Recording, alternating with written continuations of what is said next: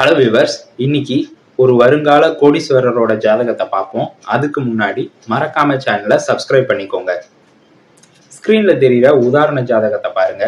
இவருக்கு லக்னம் சிம்ம லக்னம், லக்னத்திலேயே 5ஆம் அதிபதி குரு திக்பலத்துல இருக்கு.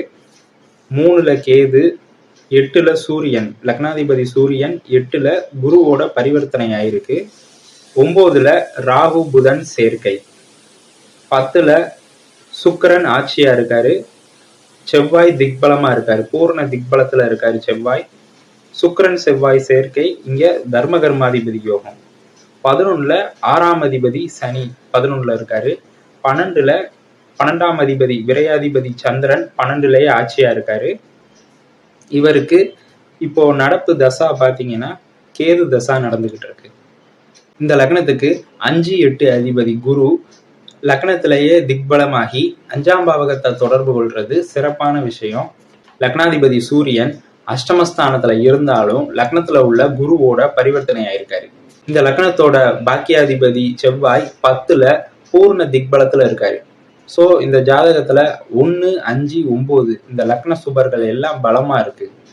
தன லாப அதிபதி புதன் 9ஆம் பாவகத்துல இருக்கிறது விசேஷமானது. 9ஆம் அதிபதி செவ்வாய், 10ஆம் அதிபதி சுக்கிரன் ரெண்டுமே 10ஆம் பாவகம் தொழிற்ஸ்தானமான 10ஆம் பாவகத்திலே சேர்ந்து தர்மகர்மாதிபதி யோகத்துல இருக்கு.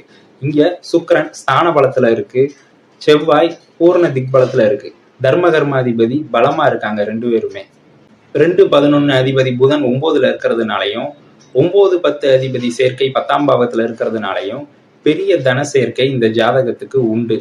இந்த லக்னத்துக்கு ஆகாத 6ஆம் அதிபதி சனி பாவத் பாவ விதிப்படி 6க்கு 6, அதாவது 11ஆம் பாவகத்துல லாபஸ்தானத்துல இருக்கிறது விசேஷமானது.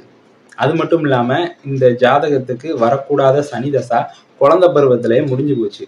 6ஆம் அதிபதி 11ல இருக்கிறதுனால இந்த ஜாதகர் கடனால லாபம் அடையக்கூடியவர், சத்ருக்களை ஜெயிக்கக்கூடியவர். 2031 இருந்து இவருக்கு தர்மகர்மாதிபதி யோக சுக்கிரதசை 10ஆம் அதிபதி சுக்கிரதசை ஆரம்பமாகுது. அந்த சுக்கிரதசையில இருந்து தொழில்ல இவர் கோடிக்கணக்குல சம்பாதிப்பாரு. இவருக்கு லைஃப்ல தொடர்ச்சியா யோக அமைப்புல உள்ள தசை வருது. தர்மகர்மாதிபதி யோக சுக்கிரதசை, அடுத்து பாத்தீங்கன்னா பரிவர்த்தனையான லக்னாதிபதி சூரியன் தசை, அடுத்து சந்திரன் விரையாதிபதியா இருந்தாலுமே அவரு ராசிநாதனா இருக்கிறதுனால ராசிநாதன் சந்திர தசையும் ஓரளவு நல்ல தசை தான். அடுத்து இந்த லக்னத்துக்கு யோக தசை செவ்வாய் தசை, அதுவும் தர்மகர்மாதிபதி யோக தசை.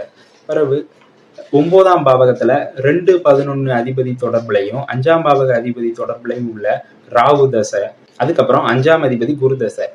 அப்படி தொடர்ச்சியா இவருக்கு லைஃப் லாங்கா யோக அமைப்புல உள்ள தசை வர்றதுனால இந்த ஜாதகம் ஒரு லக்ஸரியஸ் லைஃப் வாழக்கூடிய ஜாதகம்.